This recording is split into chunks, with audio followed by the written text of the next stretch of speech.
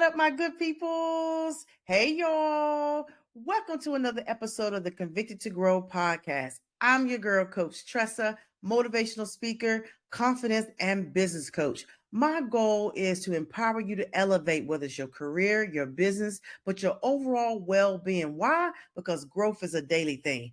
This podcast is designed not only to give you practical strategies, inspiration, encouragement, motivation, but you're going to hear from people from all walks of life to share their stories, their testimonies, their resilient story of how they got to where they are today.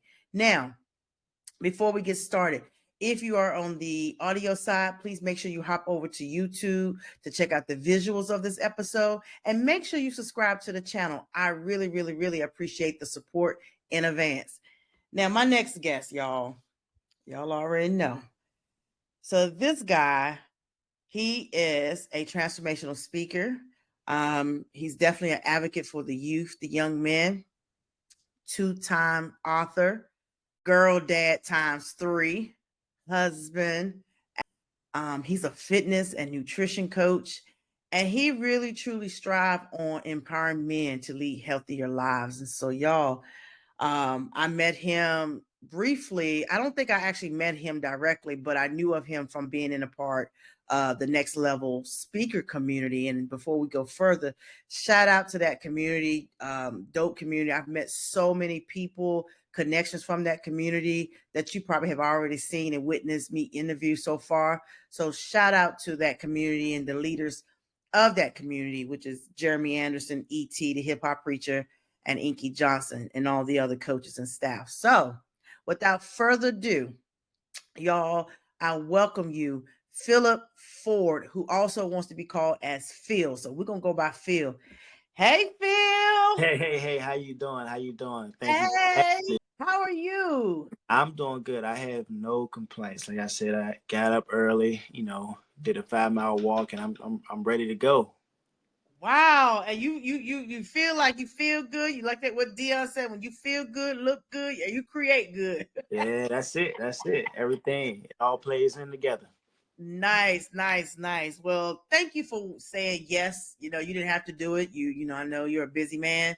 But thank you for being a part of this and being a part of this growth journey of the podcast. And so thank Yeah. you once again. So we'll go ahead and get started. So kind of give the listeners and the viewers a little bit about yourself, your background. Yeah, so I am again Philip for, just the governmental part, but I grew up here in Washington, D.C., did all my education here. And school, a little bit shaky for me. I wasn't the A student, getting in trouble in and out of schools, kicked out of schools, all that good stuff. Right now, I am a current PhD student, so I just finished up my last course. I'm getting ready to finish up my dissertation phase. Fitness and nutrition coach, husband, father of 3 beautiful girls. I'm just a man on a mission at this point. So I like that. He said he a man on a mission, y'all. I love it. I love it. Man, you are busy. You really are. yeah, How do you balance it all? for me, I live my life on the schedule. So I'm up at a certain time. If it's not on my calendar, it doesn't exist in my life right now. So managing everything, I just kind of reprioritize things recently. So I prioritize my life to where my family is first. And then everything else kind of like comes in between of that. And so once I started to do that, well, I can be home more. I can set up training first thing in the morning. I can do my own personal training before my family even wakes up. So I just do certain things of that nature so that I'm home more, but then also managing my time so that I can get everything done that needs to get done. And sometimes it's late nights, early mornings, but you got to do what you got to do. You put in the ground. I like it. I love it. Listen, you gotta put the work in. So but yeah, so kind of let's go ahead and get to the meat of it. Sharing a story or experience, or maybe it's multiple stories within itself that kind of propel you to where you are today. Like, what is your resilient story, your convicted to grow moment to get to where you are today? Yeah, I would say for me, so I was an educator. I was in the school system for 6 years. I've been working with youth for since I was about 14. In DC, we had what's called summer youth employment. So, I've been working with youth since I was like 14 years old. Then got into the school system, was teaching a little bit. And as I'm in the school system, I'm starting to realize one, just how much the school systems are failing our young boys. And I think our students in general, but specifically the young boys, as we see now, like they're just getting left behind. And so I realized that how I interact with students is not it's not that of a teacher, it's that of a mentor. And so I realized that, God was more so calling me into a different route, which wasn't teaching, because it just comes with too many restraints and whatnot. So I would say being in the school system and then coming to the realization that teaching is not necessarily my calling, but mentoring is, coaching and things of that nature. That's more so what God has created me to do. And that's how I can best serve youth. And it's not in a classroom, it's not standing up in front of the board, however it looks. So for me, it was just really coming to the realization that God is calling me to something different. And I have to remove myself from the school setting to actually get there. So you kind of did you just take like this like leap of faith to go all into the entrepreneurial side and say, okay, I'm just because some people they're Yeah, afraid to jump. They're like, nah, I need this steady income, and and then some people be like, you know what, yeah, I trust God and I'm going all in. yeah. So it was a little bit of both ends. So I knew that, like, one, I knew that God was telling me to leave the school system. So it's a really crazy story. But he told me to leave, and I didn't really have another job lined up. This was before I was married. And I was like, all right, God, I'm gonna do it, but what you want me to do? And so I started, personal training. So I try to find enough clients, to get where I need to kind of like pay bills, bare minimally at least. And I did that. And then it's like one by one, every single client that I had dropped out until it was just about one. And I'm like, all right, God. So you told me to stop this and teaching, good pay and all that stuff, to kind of like pursue my calling, whatever that means. But I need some income. And so I kept one client, and then a few months later, I ended up becoming a chaplain at a men's homeless shelter. And so I spent like 2 years there, and that was really fulfilling for me, like really serving men at that level. I'm at that time maybe 29, 30, Wow. and I'm working with men who are in their 70s, and having to gain their respect because I'm in authority over them, right? Mm-hmm. But it was just a really good opportunity to see that. And then I became an area director of an organization called Young Life. And I served there in my same community, working with middle and high school students. And, so my entire journey just has been one of figuring things out. And then as of last year's, when I kind of went in and just said, you know what, it's time to kind of make a shift into the entrepreneurship role.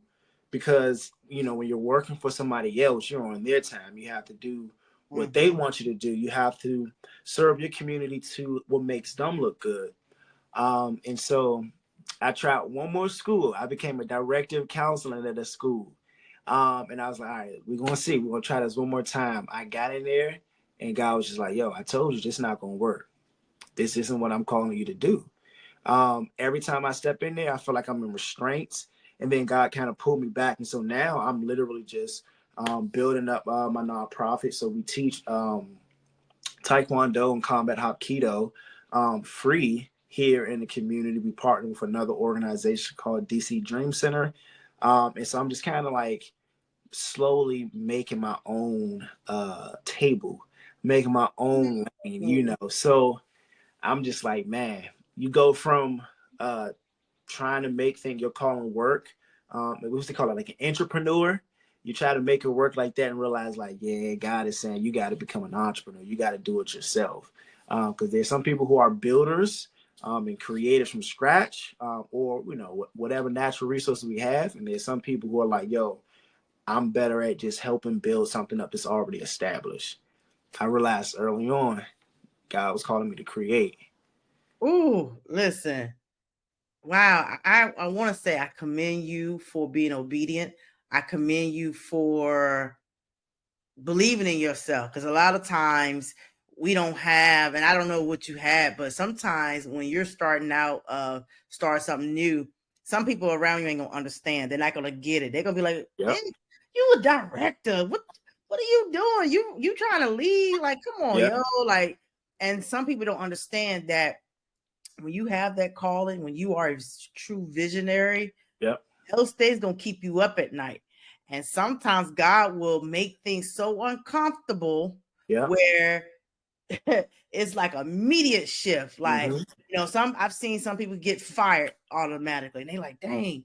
And they knew that they was left their job a long time ago, but they ignored the call and they ignored what God was telling them. And then this happens, and then they like, oh my gosh. Yeah. So the fact of the matter, you said, this ain't it. This ain't it. And you tried it one more time when you knew he told you before, like, come on, Yeah. feel what you doing. So I want to say I commend you on that for trusting the process, because there's a lot of people right now out there, and I want you entrepreneurs to understand this. Like, entrepreneurship has its ups and its downs, but at the end of the day, it is Whole lot. rewarding. It's rewarding. So talk a little bit about what have your challenges been as an entrepreneurship. And what's the name? I know you said you started your entrepreneur, and I know we talked on the pre-call that you have a nonprofit. Um, what? Just walk me through that. Like, how did the name come about? Was you sitting down one day and you was outside? And we'll get to the health and fitness part in a minute, because I think that's important as well. But I want to talk about how the creativity side of that journey looked like to you, and what challenges did you face? Did you have a support? Yeah, man. So I would say the challenges that I faced specifically was overconsumption of knowledge and information. You have, this person saying, go do that. You have this person saying do that. This person saying read this book. This person saying take this method. This person saying take this course, this course, this course. I would say that was the biggest struggle that I had, was the overconsumption and the lack of application. The only good thing I can say out of that is that, I began a skill stack. So, I was loaded with a bunch of information on how to run a business and how to think like a CEO and all that stuff like that. And it's helping me. But I would say the overconsumption, because it was just information with no application. And when you go that route, you don't have any grounds to really make things happen, and it becomes something that's just too heavy, so you start to make bad decisions. So I would say that would be the biggest one, is learning how to just apply the things that I already know and then increase knowledge as I go, but always having an equal balance of learning and applying. I like that. That is so true. I remember ET said one time in his coaching class, he said, some of y'all don't need to attend no more workshops until you Yep. start moving the needle and applying. Because I used to be like that. Like, I gotta get in one more workshop. I gotta read one more book. And when you go, like, let's just say YouTube University, and you Googling how to start this, how to start that, you can listen to 8 people and you're gonna get Yep. 8 different things. Right. Right. And you probably, like me, had notebooks and writing. And then you get overwhelmed and you be like, oh my gosh, so who's right? Yeah. Who's right? What do I do? Where do I go from there? But the one thing I will say is that what even that process, like, I don't advise everybody go through that process, but for us who, made the mistake and went through that process, like what I said about skill stacking, once you get focused, it's crazy. Like, I have so much information, knowledge. It's like, oh, all I needed to do was just really get my feet in the game. And it's like, yo, you take directly off. And I'm doing the same thing with my wife. Like, so she has a studio, piano studio. And I basically run all her systems from that. And that's all learning and information I learned basically from my season of like over consuming information. So nothing goes to waste is what I'm saying. And yeah, if you make those mistakes, great. Get the information, but if you're getting it and applying it, is what I'm saying at the same time, you begin to make steady strides and you avoid burnout. Yeah, that part, because that burnout is real. Burnout is real, and people don't talk about that often. Yeah. That you get this whole, even in some of these coaching things, you get these coaches like, yeah, you just got to get into it. But it's like, man, they don't talk about the debt. They don't talk about like the sleepless nights, the low income. Like they don't talk about all the different things. And Hmm. all I'm doing is just getting a bunch of information, being told that I got to just go, go, go, go. It's Hmm. like, no. If you learn to go at a steady pace, you avoid that burnout because the mistakes that you make become smaller. So you're always going to make mistakes, but you don't want to get 10 steps forward, make these big mistakes all throughout these steps beforehand. And then, you realize you got to go back and clean up all the mess that you did. It's like, yo, but if you just went step by step slowly, learn, apply, you make that mistake here, you tweak it, but you're only tweaking one step, not six. So Listen, you need to do a workshop on that. There's a lot of people like, listen, I like that. yeah, Learn and apply by Phil that's it. Ford. Hey, I might have to write that down. I'm just saying, like you, because you talk it and you knowledgeable of it. And like I said, a lot of entrepreneurs, they fail their first year or even the first 6 months. One, they don't have the right community around them. Yep. I mean, let's just keep it real. A lot of times you have a good support system. You have your wife, who's in the entrepreneurial side too. So she got that mindset as well. But some people don't have that. And Yeah. sometimes you could struggle with having to buy in from your partner to say, hey, this is what keeps me up at night. This is why I keep going harder. Like, I see Yep. the big picture. I see myself going to this next level. I got to put Mm-hmm. myself where I see Yeah. myself. Yeah. And when you finally said, okay, this is it, I can't go back to this. I can't go back into the space of working for somebody. Like when was it like, okay, I know you said you did it one more time. Yeah. That you can say, okay, I'm going all in. Did anybody try to talk you out of it? Because, like, sometimes when you put your notice in, the employer's Yep. like, well, what Yeah. can we do? Like, you Yeah. sure? So in my case, I was also just coming to, so I'm a man of faith. So I was just at that breaking point and I wrote a long letter basically like, yo, this ain't it. Like, y'all coming to these communities with this savior mentality and like y'all ain't really doing this work. So there was no conversations with me. Because the letter I wrote was pretty like extensive. And I don't, um expect everybody to go that route because I still have a good relationship there. Right. I had my wife read the you give them what you that's really in your heart on the first letter, clean it up. And so that went through a few revisions before I sent it. But yeah, so it was nobody from the workspace. Some people were always asking the question, what are you going to do about money and just the general things. But the bigger person was my wife. My wife realized like, yo, you're going to get to the next job and you're going to just go through the same thing. And that's me come home saying like, yo, they ain't this, they ain't doing that. Like, yo, we got to get this done. And so when I knew that she was supportive of it, that's when it kind of was more solidified. So Wow. everybody else's voices stopped, mattering as much, and people want to have the general questions. And I'm like, yo, I got a vision. I have a plan. I'm going to run that play.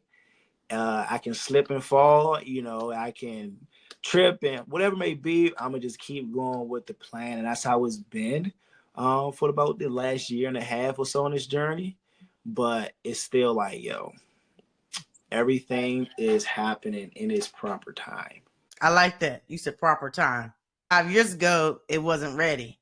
It wasn't. 3 years ago, it wasn't ready. You had to plant a couple seeds to I'm finally telling you. harvest what you planted. Yeah, it's a lot of seeds that you have to put out there. And if you know anything about gardening, it's like you can plant some stuff. Like I have a garden outside. You can plant some stuff and realize like, oh, this didn't grow because I did X, Y, and Z thing wrong. But then you finally get that crop, and now you can just keep nurturing it.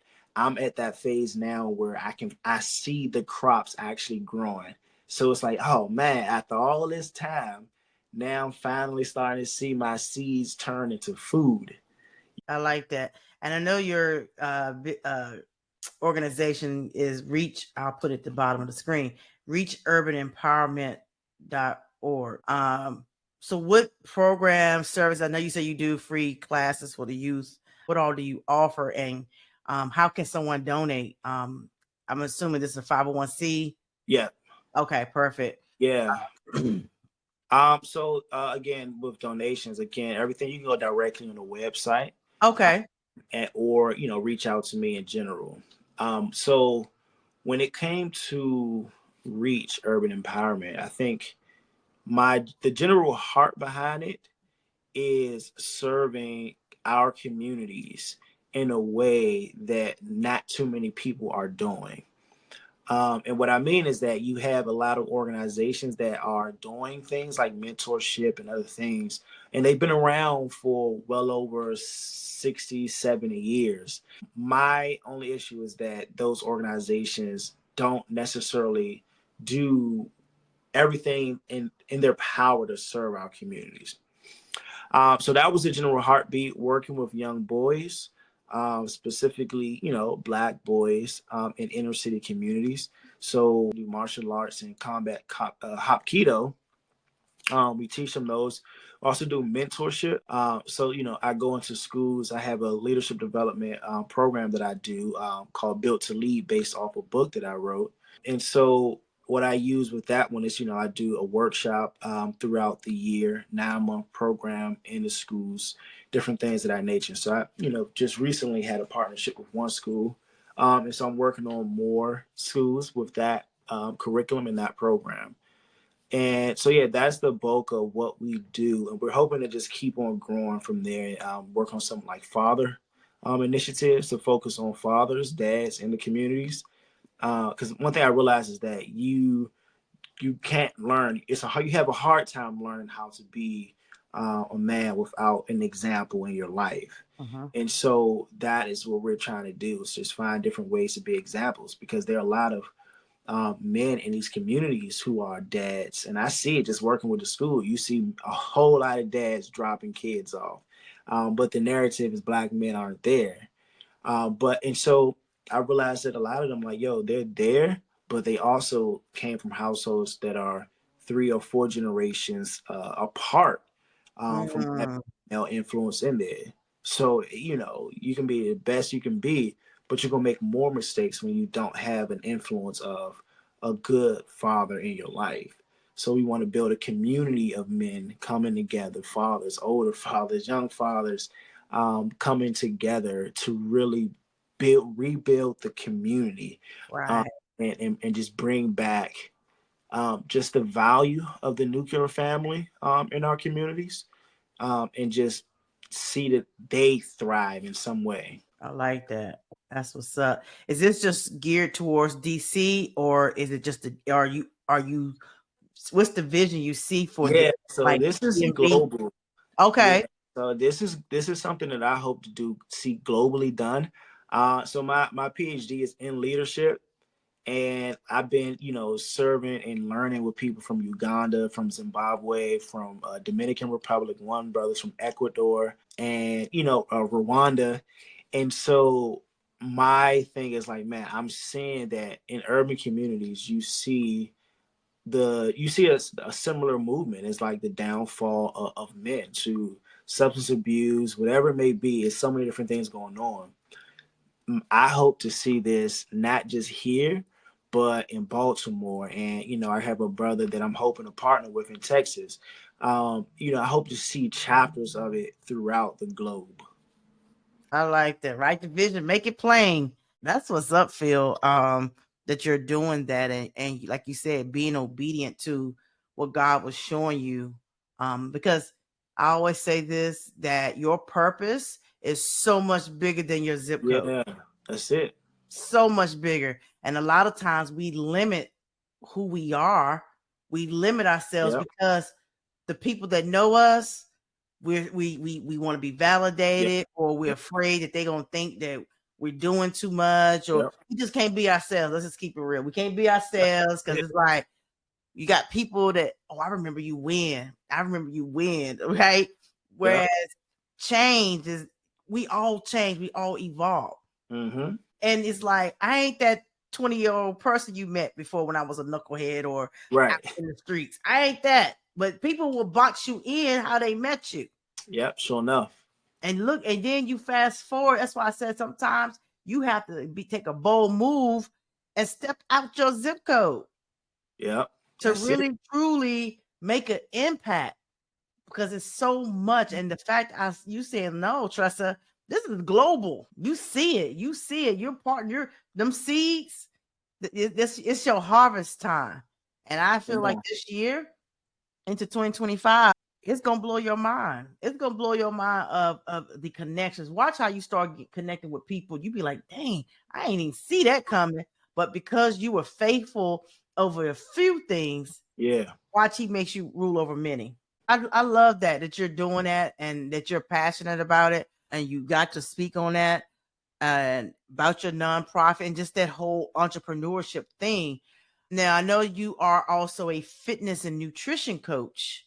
Talk to me a little bit about how did you get into fitness and nutrition? Because one of the things I love about your content, you sometimes come in my feed, I see you have you and your family, y'all be together doing activities. Yep. I see you planting stuff. I said, "Oh, he gardening and all this good stuff." So, tell me a little bit about how did you get into that and why is it important for you? Yeah. So I would say health and wellness have been a part of my life for a while now. I started, working out maybe when I was 16, 17, but I had always been pretty active. I've always been in I did martial arts and I played all kinds of sports until I, got passionate about music when I was about 12. But I was always the kid that was like, I don't play sports, but I'm always doing my push-ups, I'm doing my sit-ups and stuff. So I'm always, just working out and exercising in general. As I got older, I started to kind of become more health conscious. I did a season where I was bodybuilding, and so with that, you have to eat enough, you have to work out enough, rest. You got to go through a lot of different phases with that. And now I'm just kind of more so in a space where it's a lifestyle now. So it's not just, I want to look good. It's not just, superficial things. Now I'm kind of shifted into a lifestyle where my entire life I want to be full of general health quality things, foods, being just cautious about what I put into my body, what my family puts into the body. And so I would say that was the biggest one. How it connects though, the crazy thing is that I kind of separated my mission and my passion for a long time. And this past year or so, I've been realizing that it's still one and the same. So when it comes to martial arts and things of that nature, well, that's fitness. And so I'm still able to pursue the very things that I love, because I think that when we start to take care of our bodies, discipline ourselves in this regard, it changes not just the way we see the world, it changes how we operate and navigate in the world. Like if I can get up at 5 a.m. to, go for a walk or go for a run and build that into the habit, well, then I can also study for 30 minutes without my phone. Or I can begin to skill stack as well when it comes to habits and making better decisions. When you're focused on your diet and what you're putting into your body, you can take time and say, you know what, I'm going to eat more real food rather than processed food. Like a oatmeal cookie can be like 400 calories. Some things good, but it's like 400 calories, and you can literally have the same thing. Whether you got some good chicken and I'm not the type, seasoned food. I eat everything. I don't do restrictive diets, but I just try to make sense of what I'm eating. So if I want some curry goat, I'm going to choose 400 calories of some curry goat over 400 calories of something so much processed sugar in it. Right. And if I do want one of those, well, then I have to pick and choose. Do I want the curry goat or do I want the what you call them? So that's how I kind of like just live my life. And then family. So faith, family, fitness. Family is another big one. So I want my family to also experience good health. We always have fruit in the house. We always try to be outside. We getting rollerblades and skates this year so that we can go skate more. I try to always keep us out as the weather gets nice. Soon, I told my wife I'm about ready to move down south because I need good weather every day at this point. Right. And like I commend you on, like you said, making sure your faith, family, and fitness, but making sure the family, because let's just keep it real. Like some of us, um, we grew up where we ate whatever the parents could afford. Yep. So if it was like after school, you getting the Lunchable and you getting, cookies and snacks. I remember the Cracker Jacks. Yep. Yep. I get that. And I mean, I'm just thinking of all these foods. Or I remember my mom, she would give me when this is back in the day, I'm telling my age, when Whoppers used to be 99 cents. Oh And, man, I remember that though. right. And you get $1. She would give me $1.03 and be like, go get you a Whopper. And I'd be like, okay, but I want cheese on it too. Well, wait till you get home and get some cheese. Cause back then that 20 cent of cheese was part of the gallon of gas. And they like, But Yeah. I remember even with me, I had my daughter at 18 and she's 27 now. But even still for me, I kind of had that repeat cycle. So it was easy to go and Yeah. get oodles and noodles and the Mm. can of ravioli because it's cheaper, right? Right. Right.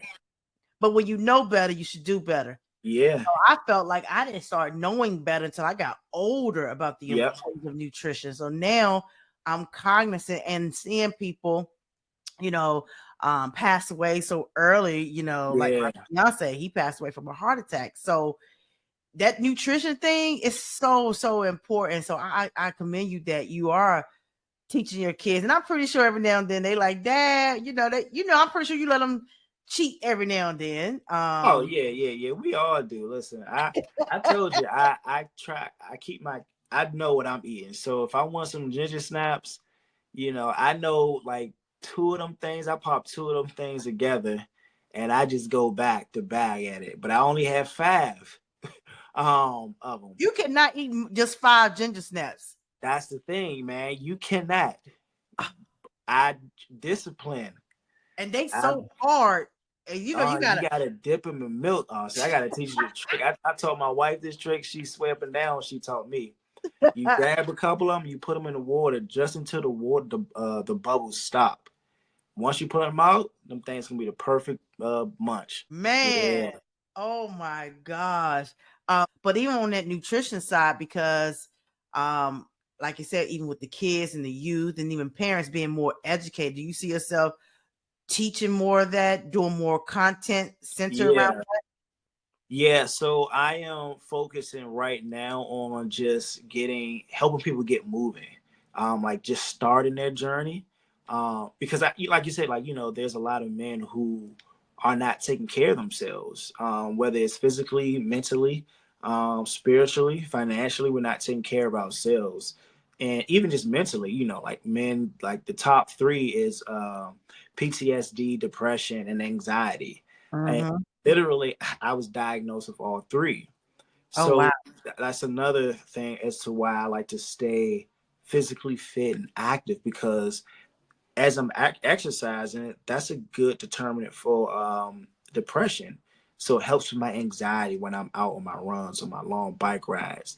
It helps when I'm eating well and my body is being fueled. And you just feel good internally, and it Mhm. helps mentally as well. And so, I just think in general, good health and helping people just get to that starting point Mhm. is really crucial for me, because one person has to start. But I know that if I start, literally my wife started, and because I started to eat differently, and now I cook, so I make jokes about this, but my wife has her own personal trainer and personal nutrition coach slash chef, right? So like I train her, but I also cook all her meals. So like her diet is like on point. One the other day she was just like, "Yo, it's crazy. Like I'm eating more, but I'm losing weight." I was like, "Yeah, reverse engineer. We ain't forsaking good food. We just Right. gonna put that good food to use and be in control of those portions." That's awesome. Y'all should get a YouTube channel and do Yeah, this. one day she ready for it. She not ready for it yet. I can She see already it. said it. She said, "Nah, not yet." No, I'm saying like you got so much down, and then you growing your food. Like you growing. I mean, I don't know. You got cucumbers over there? Yeah, I got some cucumbers out there. I have some potatoes on the side of the house. I have a peach tree out front. And it's getting, it's growing fruit on there. Some kale, some cabbage out there. Some carrots just started to come up. So, and some herbs. I have a bunch of herbs around as well. So, Nice. Yeah, I see you on TikTok. I said, "Oh wow." I said, I mean, I love seeing content like that. You see the different sides of a person, not just one dimensional things. And so I love the fact that you talk about fatherhood. I love, matter of fact, you guys, if you're not picking him up, I'm going to put all his information in there. I want you guys to make sure you follow him because he has great content. You can follow him on all social media platforms at Fatherhood Fables 1. Again, it's Fatherhood Fables 1 on Instagram. And I love the fact that you break it down, like even for your stuff I'm looking at your site now, from parenthood, health and wellness, road to success, mentorship. So it's like, what's next for Phil? What can the people count on and look forward to in 2024? Oh, wait a minute. Before we go there, you are also a speaker. You're a yes, yeah. transformational speaker. So are you just speaking to the students? I know you said leadership is your thing. So would you be open to speaking into corporations about leadership and Yeah. So leadership is my expertise, experience and education. So I do speak about leadership on all levels. I just really love speaking on to youth about leadership, because especially in communities like this, leadership development is not a thing, as it is in other communities throughout the world. Our students, they just don't have the access to it as much as they need it. And I just think that leadership, you develop young people to be leaders, you can do they become far greater adults in general, and students at their young ages. So I just love teaching the concepts of leadership. And even in my book, I broke down leadership into 4 categories, which is live with purpose, edify your mind, advocate for those in need, and be determined to succeed. Those are the 4 principles that I follow with leadership. wow, do you have a book in front of you to I show? do. So this is my Built to Lead. Oh, I like that.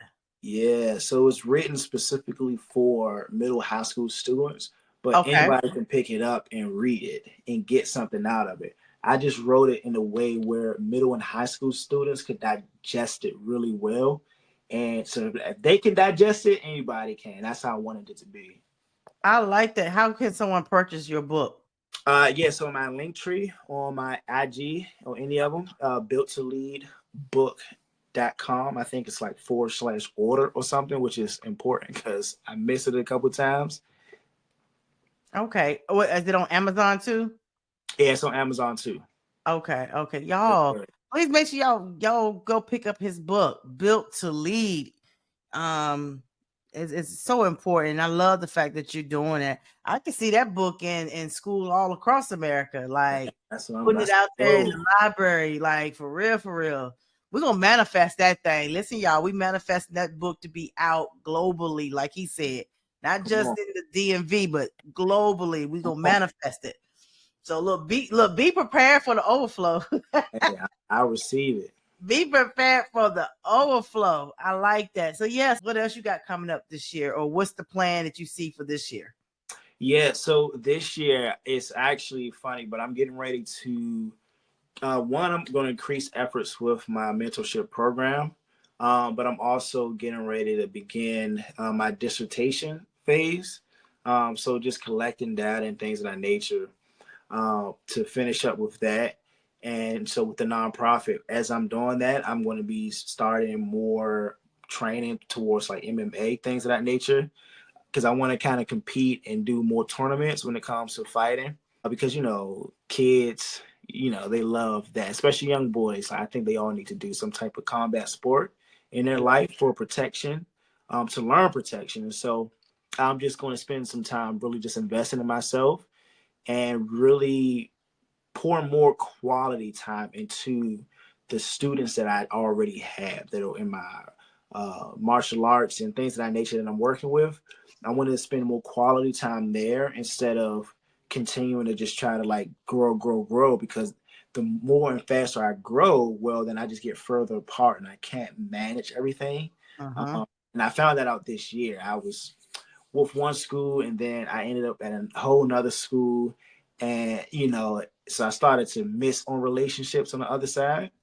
And so I'm kind of like just right now, again, those mistakes. But now I'm kind of just like, you know what, let me just focus and just nurture who I do have and grow in one area, shorter, smaller, and then as God sees that I'm ready, begin to expand. Because when you go and you try to step out of God's time, it's like either you're going to fail completely or it's going to go too big and you're not going to know what to do with it and it's going to come crashing down.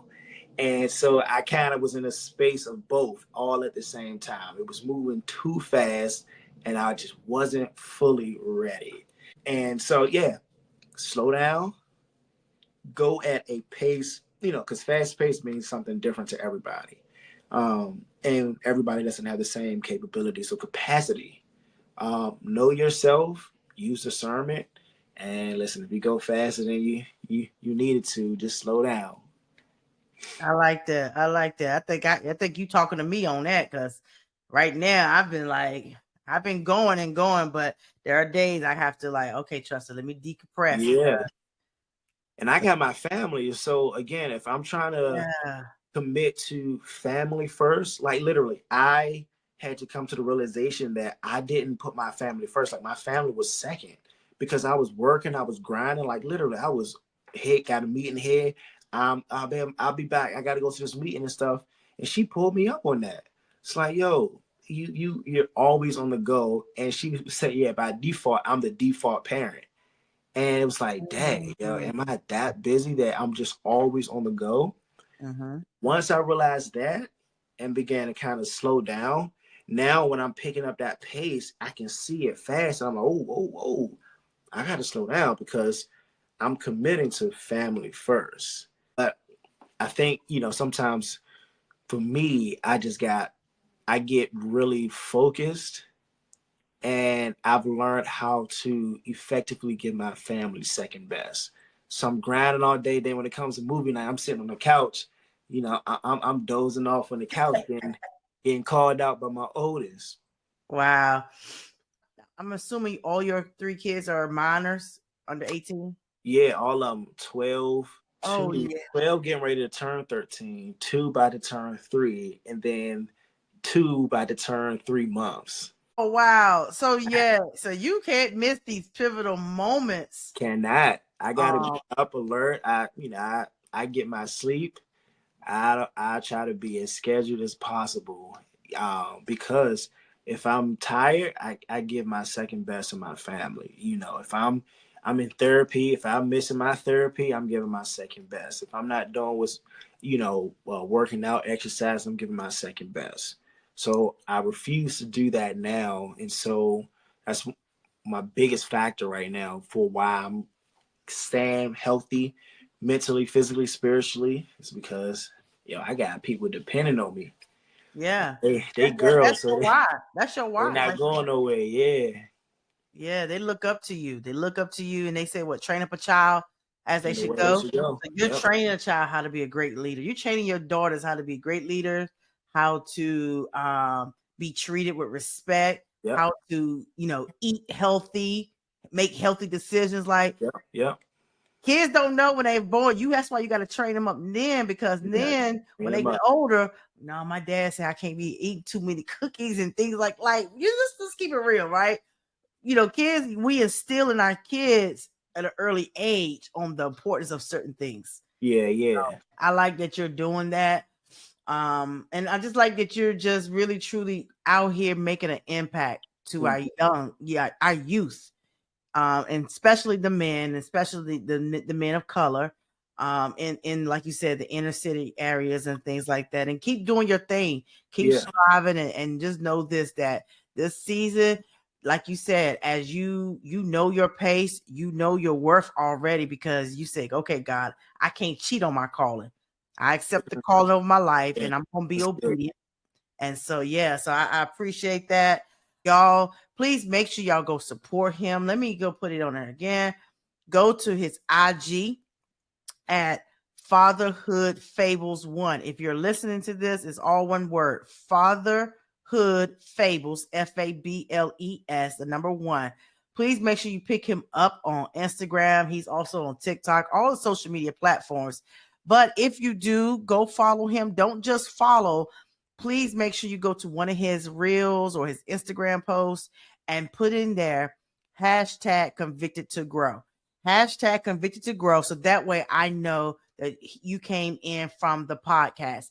If you put in #convicted2grow, I will offer you something special. He'll let me know if you do that. So please make sure you do #convicted2grow and follow him. Like, seriously, he got some good things. And also, I know, look, I know you already got a pace, and I commend you for it.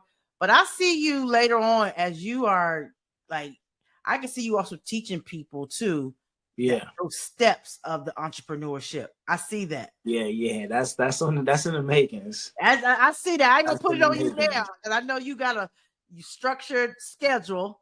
Yeah. But maybe in 2025, I don't know. But whenever it comes, like you're led by the Spirit, so I can definitely see that. And I really wish you nothing but the best in everything that you're doing. Keep striving, keep thriving, because this is your season.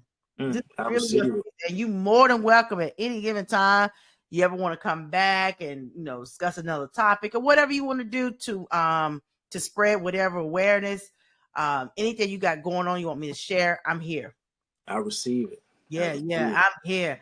So I always ask every guest this before we sign out. In 60 seconds or less, tell me, what does convicted to grow mean to you? Yeah, I would say it means being determined to never fail. And I think often when we think about failure, we just think end all be all. Mm-hmm. And I think convicted to grow means pressing through, knowing that obstacles are going to be in your way and you have to get over them. So yes. I love it. Thank you. Listen, guys, that is our time for today. But as I sign out, make sure you subscribe to the YouTube channel at Convicted to Grow. I want to let you know this: growth is a daily thing. Every day that you wake up, you get a chance at this thing called life. Life is precious. Life is a journey. And to some, life is short. So while you're here on God's green earth, you maximize, you strategize, but most importantly, you recognize your potential. Keep going, keep growing, keep thriving, keep striving, and know this is your winning season. And with that being said, I love you guys. Take care. All right.